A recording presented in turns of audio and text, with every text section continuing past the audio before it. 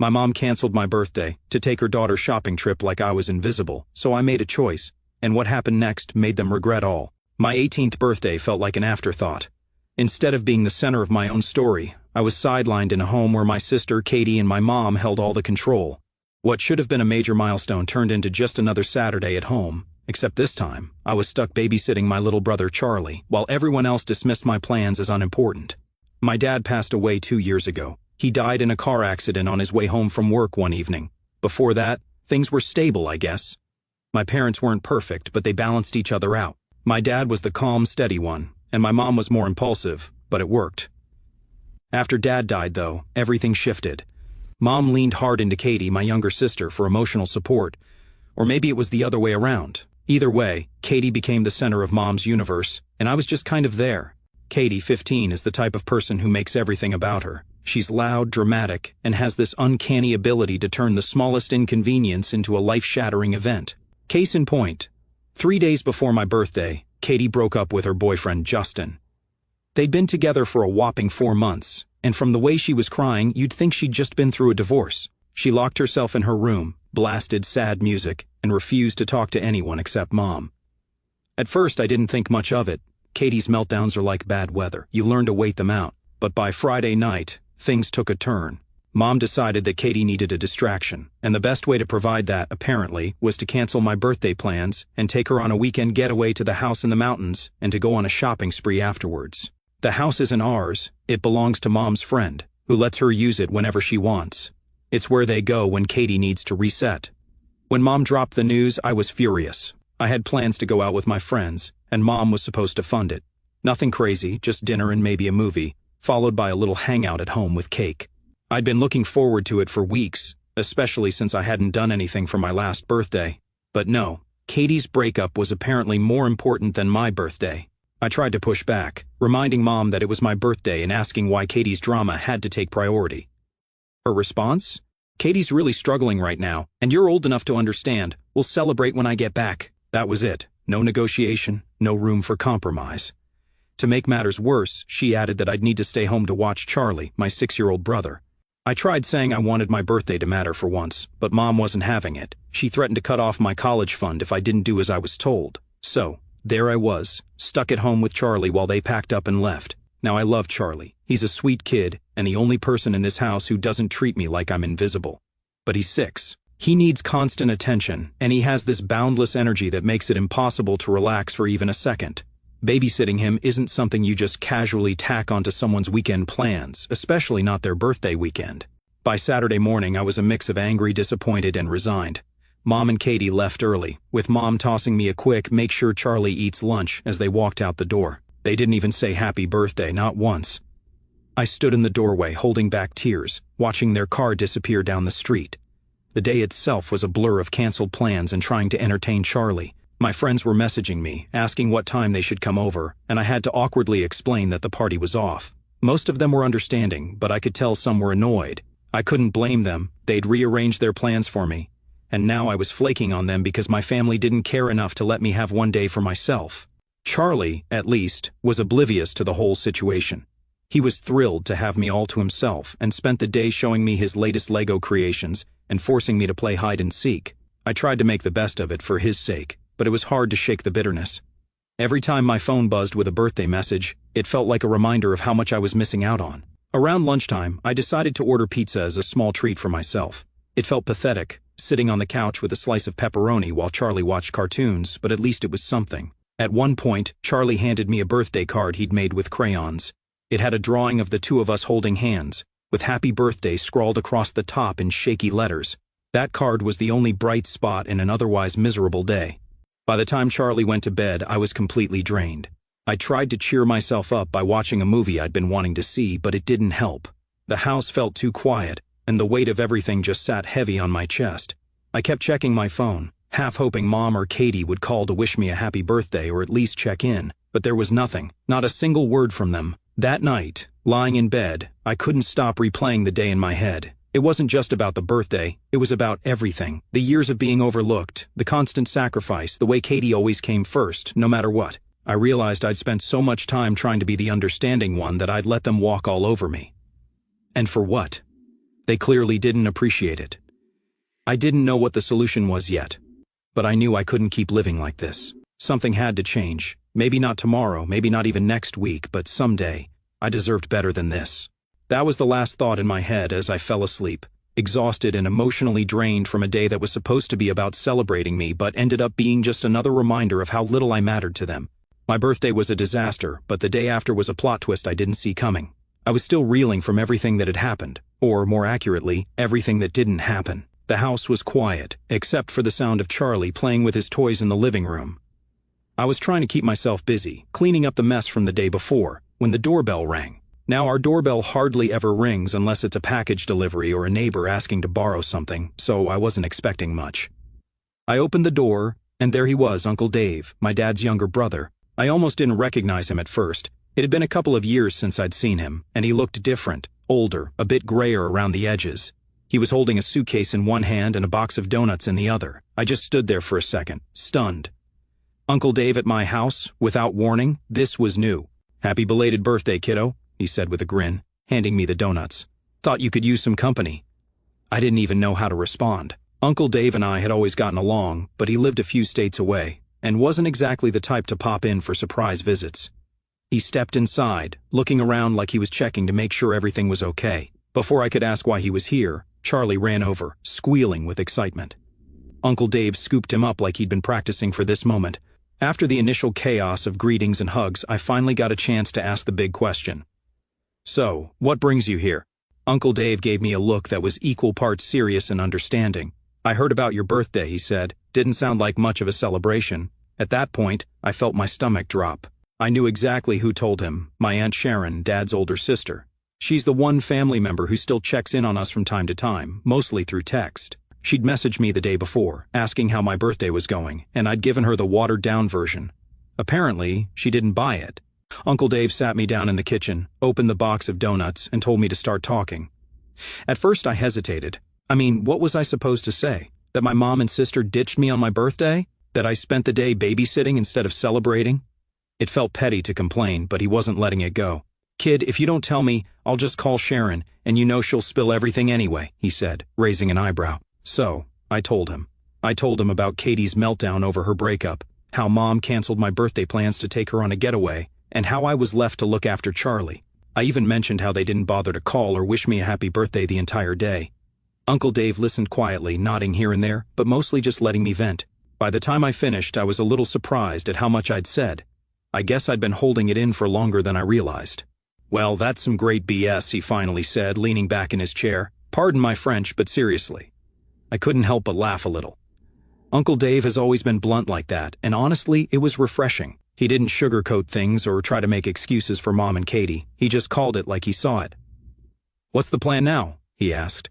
"Plan?" I repeated, confused. "Yeah, the plan. You can't keep letting them treat you like this," he said. "So, what's your next move?" I didn't have an answer. I'd spent so much time just surviving in this family dynamic that the idea of having a plan never crossed my mind. Uncle Dave must have seen the uncertainty on my face because he leaned forward, resting his elbows on the table. "Pack a bag," he said. "You're coming with me." At first I thought he was joking. "What? I can't just leave." "What about Charlie?" "We'll figure it out," he said, waving off my concern like it was nothing. "But you're not staying here, not after this." It felt too sudden, too drastic, but the more I thought about it, the more it made sense. What was keeping me here, really? Mom and Katie clearly didn't care about me the way they should, and Charlie, while I loved him, wasn't my responsibility. I deserved a chance to focus on myself for once, and Uncle Dave was offering me that chance on a silver platter. Still, it wasn't an easy decision. What if Mom got mad or tried to stop me? What if she really cut off my college fund? Uncle Dave snorted. "Don't worry, I'm here for you. Let her try. I'd like to see her explain to the rest of the family why she's so upset about her kid getting a better shot at life." That made me smile. Uncle Dave had this way of cutting through the noise and getting to the heart of things. He didn't care about drama or appearances. He just wanted what was best for me. I told him I needed a little time to think it over, and he didn't push. Instead, he stayed the rest of the day, hanging out with Charlie and me like it was the most natural thing in the world. By the time evening rolled around, I'd made up my mind. I packed a small bag with the essentials, clothes, my laptop, a few personal items, and got ready to leave. When Mom and Katie came back later that night, they were surprised to see Uncle Dave, and by surprised, I mean completely caught off guard. Mom tried to act polite, but you could tell she was annoyed. Katie barely acknowledged him, still caught up in her post-breakup sulking. Uncle Dave wasted no time. He sat Mom down and laid it all out for her. How I felt, how she'd been treating me, and why I deserved better. I didn't stay for most of the conversation. He told me to wait in the living room with Charlie. But I could hear bits and pieces through the walls. Mom's voice started out defensive, but quickly shifted to something more subdued. By the time Uncle Dave walked out, she didn't say a word to stop me from leaving. "Ready?" he asked, grabbing my bag. I nodded, and just like that, we were out the door. As we drove away, I couldn't help but feel a mix of emotions: relief, sadness, guilt, hope. It was all swirling around in my head, but more than anything, I felt free. For the first time in a long time, it felt like I was finally taking control of my own life, and it was all thanks to Uncle Dave showing up when I needed him most. Moving in with him felt like stepping into an entirely different world. Don't get me wrong, it wasn't some fairy tale where everything magically got better overnight. His house wasn't anything fancy, a small 2-bedroom place in a quiet neighborhood, but it felt more like home than my actual house ever did. The first thing he did after we arrived was hand me a key and say, "This is your home now. Make yourself comfortable." That hit me harder than I expected. No one had ever said that to me before, at least not in a way that felt so genuine. The first few days were a mix of awkwardness and relief. Uncle Dave had a pretty simple routine. He worked weekdays at an auto repair shop he co-owned with a friend, and spent his evenings unwinding with TV or tinkering on old car projects in the garage. He wasn't one to hover or smother me with questions, which I appreciated. Instead, he gave me space to settle in and figure things out for myself. One of the first things I noticed about living with him was how quiet everything felt. Back at home, it was always chaos. Katie screaming about one thing or another, Mom rushing around trying to keep up with her demands, Charlie needing attention every 5 seconds. Here, the loudest thing was the sound of the clock ticking in the kitchen. It was weird at first, but also kind of nice. Uncle Dave had a way of making the little things feel special. The day after I moved in, he took me grocery shopping and told me to grab anything I liked. When I hesitated, saying I didn't want to go overboard, he just shrugged and said, "You're not a guest, kid. Stock up." It was such a small gesture, but it meant a lot. Back at home, Mom was always so tight with money when it came to me, yet somehow Katie always got whatever she wanted. Knowing I didn't have to fight for scraps anymore was a relief I didn't realize I needed. The biggest adjustment was school. I was in my senior year, so transferring this late wasn't ideal, but Uncle Dave insisted it would be worth it. He even went with me to the school office to get everything sorted out. Watching him interact with the staff was eye-opening. He was firm but polite, making sure I got all the help I needed without coming off as pushy. It made me realize how much I'd been missing that kind of support in my life. My first day at the new school was nerve-wracking. I didn't know anyone, and walking into a building full of strangers made me feel like I had a neon sign over my head that said "New Girl." But the school had a surprisingly chill vibe, and by the end of the week, I'd managed to make a few friends. Nothing too close yet, but enough to feel like I wasn't completely alone. Uncle Dave was always checking in, but in a way that didn't feel suffocating. He'd ask how school was going or if I needed anything, but he never pried too much. One night, I came home from a long day and found him in the garage, working on some old motorcycle that looked like it hadn't run in decades. "Rough day?" he asked without looking up. "Not rough, just a lot," I said, leaning against the doorframe. He nodded, still focused on the bike. "Yeah, moving to a new place is never easy, but you'll get the hang of it. You're tougher than you think." That stuck with me. I'd never thought of myself as tough, but hearing him say it made me feel like maybe I could handle more than I gave myself credit for. One weekend, Uncle Dave surprised me with a day trip to a nearby hiking trail. I'm not exactly an outdoorsy person, but he insisted it would be fun. We packed some sandwiches and drove out to the trailhead early in the morning. It was a pretty easy hike, and the view at the top was incredible. I remember sitting on a rock, looking out at the trees and mountains, and thinking, this is what peace feels like. On the way back, we stopped at this tiny diner for lunch. It was one of those places where the waitress knows everyone by name, and the menu hasn't changed in decades. Uncle Dave ordered a massive stack of pancakes, and when I gave him a look, he just said, "What? Pancakes aren't just for breakfast." That was the thing about him. He had this way of making everything feel light and easy, even when things were heavy. He didn't lecture me or try to fix all my problems. He just let me be myself, which was exactly what I needed. As the weeks went by, I started to feel more like myself again. I wasn't constantly stressed. I could actually breathe. I even started doing better in school, which was a shock to me and probably would have been to my teachers back at my old school too. Uncle Dave noticed and made a point to acknowledge it. "See? Told you you're tougher than you think," he said one night when I showed him a paper I got an A on. There were still hard days, of course. I missed Charlie a lot, and there were moments when I felt guilty for leaving him behind. But every time I started to doubt my decision, I'd remind myself why I left in the first place. I deserved a chance to focus on myself. And I couldn't do that in a house where I was always second place. One night, as we were watching some old action movie on TV, Uncle Dave turned to me and said, "You know, your dad would be proud of you."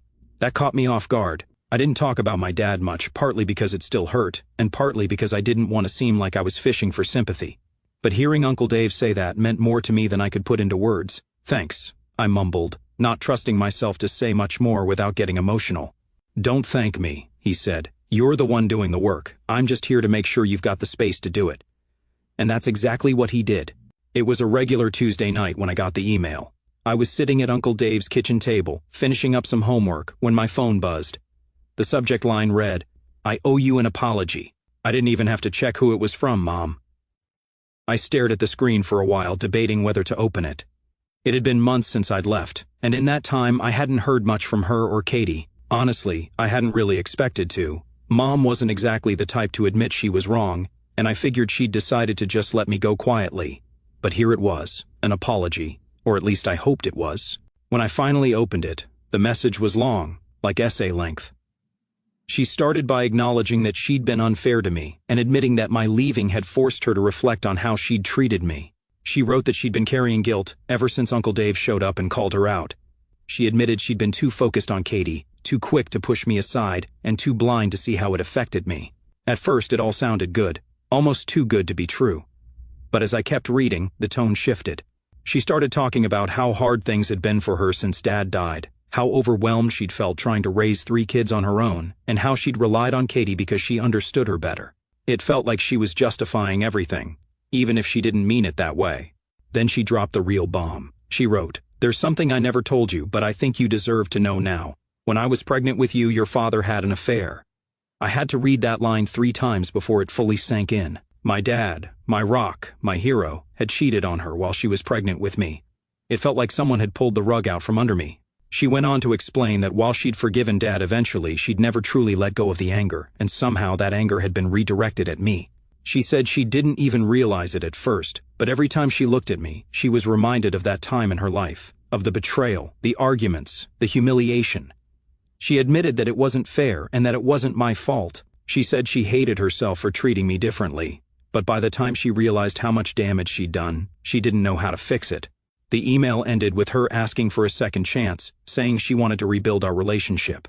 She didn't want to lose me forever. I didn't know how to feel. I was angry, sure, but there was also this weird sense of relief. For years I'd been trying to figure out why she treated me the way she did, why I was always second place no matter what I did. And now, I finally had an answer. It didn't make it okay, but at least it made sense. I read the email a few more times that night, trying to decide what to do. Part of me wanted to respond right away to tell her exactly how much she'd hurt me, but another part of me didn't want to give her the satisfaction of a reply. After everything I'd been through, did she really deserve a second chance? Or was this just another way for her to ease her own guilt? I ended up calling Uncle Dave. I hadn't told him about the email yet, but I figured he'd have some good advice. When I explained everything, he was quiet for a moment before saying, "Look, kid, it's up to you whether you want to open that door, but just remember, an apology doesn't erase what happened. It's okay to take your time." That stuck with me.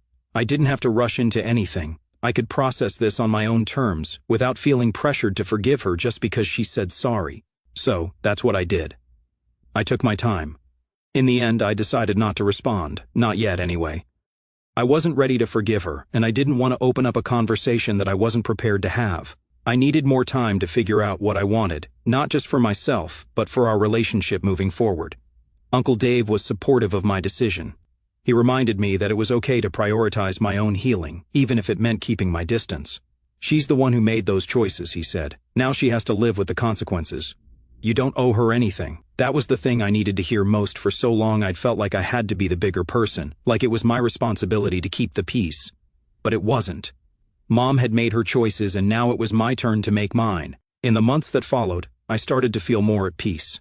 I was doing better in school, making new friends, and even picking up old hobbies like painting again. For the first time in a long time, I felt like I was finally living for myself, instead of trying to meet someone else's expectations. As for Mom, I didn't hear from her again after that email. I'm not sure if she gave up or if she was waiting for me to make the next move, but either way, the silence was kind of nice. It reassured me that if she cared enough to make things right, she would have tried harder. I think her email was a turning point, not just for her but for me too. It forced me to confront a lot of things I'd been avoiding, and while it didn't fix everything, it helped me start to let go of some of the anger I'd been holding onto for so long. Do I forgive her? Not yet, maybe not ever. But at least now I know the truth, and for now, that's enough. Meanwhile, life with Uncle Dave had become my new normal, and for the first time in a long time, things felt steady. Being around him made me feel grounded. We had this unspoken understanding. It just worked. That's why the day everything changed felt like a punch to the chest. I wasn't ready for it. It was a Friday afternoon. School had let out early and I'd stopped by a local bakery on my way home. Uncle Dave had a weakness for chocolate chip cookies, and I thought it'd be nice to grab some for our usual Friday movie night. It was such a small thing, but it felt good to do something thoughtful for him since he was always doing things for me. When I got home, the house was quiet. I figured he was still at the shop, finishing up for the day. It wasn't unusual for him to stay late to help with a tricky repair or catch up on paperwork. I sent him a quick text, "Got cookies for tonight. Don't work too hard." Then I flopped onto the couch and turned on the TV to kill some time. Hours passed and I started to wonder why he hadn't texted back. It wasn't like him to leave me on read. By 8 p.m., I started getting this uneasy feeling in my stomach. I tried calling, but it went straight to voicemail. That wasn't like him either. He always kept his phone charged, especially in case I needed something.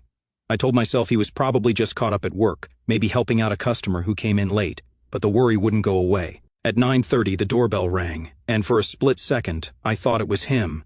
Maybe he'd forgotten his keys or was carrying something too heavy to open the door. But when I opened it, my heart sank. 2 police officers were standing there, their expressions grim. "Are you related to David?" one of them asked. "He's my uncle," I said, my voice barely above a whisper. "I'm sorry to inform you that he passed away earlier today. There was a medical emergency at his workplace, a heart attack. Paramedics responded, but unfortunately he didn't make it. I didn't hear much after that. The words 'he didn't make it' just kept looping in my head, over and over. I remember nodding mechanically as they handed me some paperwork and offered their condolences. When they left, I closed the door and just stood there in the silence, trying to process what had just happened. Uncle Dave was gone. The man who had given me a home, who had become my safe place when I felt like I had nowhere else to go, was just gone. The next few days were a haze. Calls had to be made, arrangements had to be figured out, and I felt completely overwhelmed. I didn't even know where to start.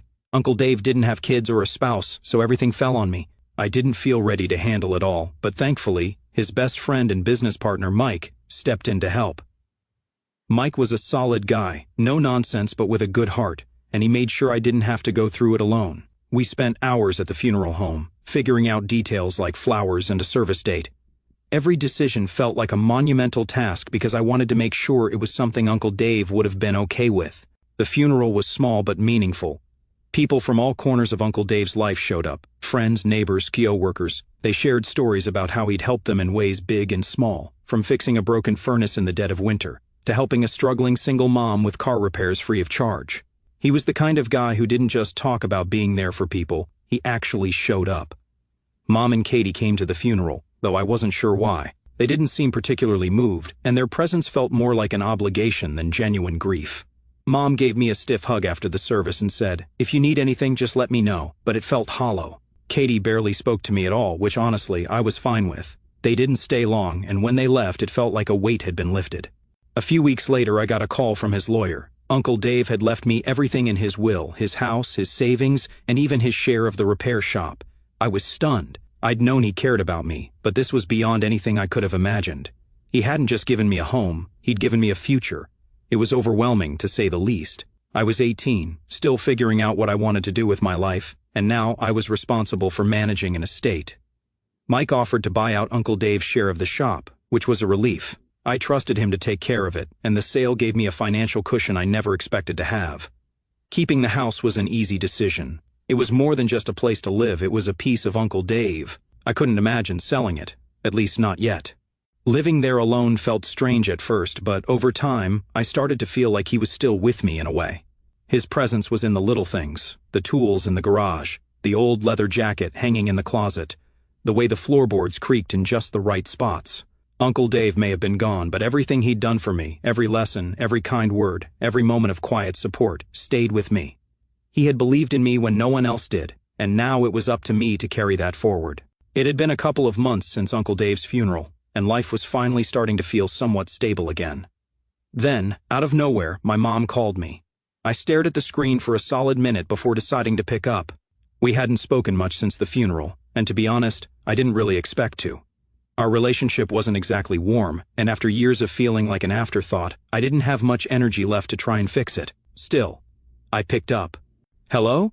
I said, trying to sound neutral. "Hi, sweetie," she said, her voice overly sweet, like she was trying too hard. "How are you?" It was such a weird question coming from her. How was I? Did she really want to know, or was she just trying to make small talk? I told her I was fine and asked why she was calling. She hesitated for a moment before launching into what I could tell was a rehearsed speech. "Well, things have been a little tight around here," she started. "Katie is struggling with school, and Charlie's growing so fast he needs new clothes every other week, and, well, you know how expensive everything is these days." I didn't respond right away. I could feel where this was heading, but I didn't want to jump to conclusions. Maybe she was just venting. But then she hit me with it. "I was wondering," she said, her tone shifting to something more hesitant, "if you could help out a little. I know Dave left you everything, and I'm so glad he looked out for you. But we could really use some support right now." There it was. She wasn't calling to check on me. She wasn't calling to rebuild our relationship. She was calling for money. "I don't think I can do that," I said, trying to keep my voice steady. "Uncle Dave left that money for me to build a future, not to fix everyone else's problems." Her tone shifted immediately.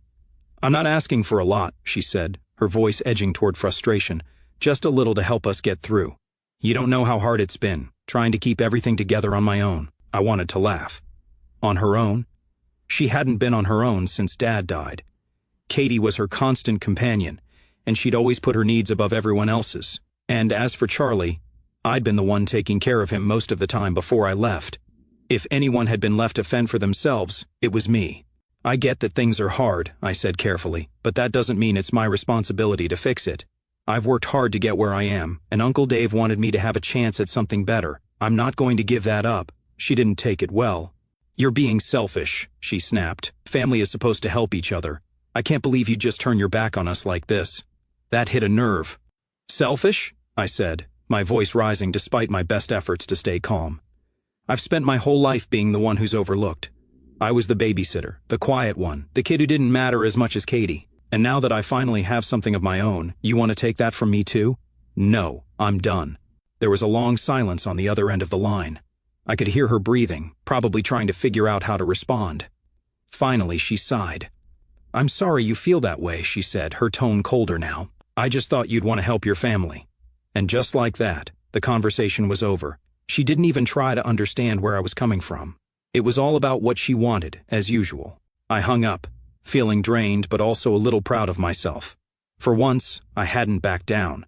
I'd stood up for myself, and it felt good. A few days later, she texted me, apologizing for the way she'd spoken to me but still asking if I'd reconsider. I didn't reply. There was nothing left to say. If she couldn't see why this was important to me, then no amount of explaining would change her mind.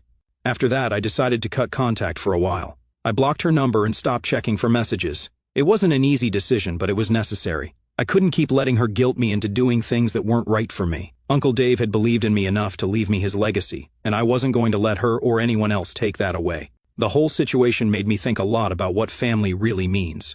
For so long, I'd believed that family was about obligation, that no matter what, you had to stick together and help each other out. But Uncle Dave showed me a different kind of family. He chose to support me, not because he had to, but because he wanted to. That's the kind of family I want in my life.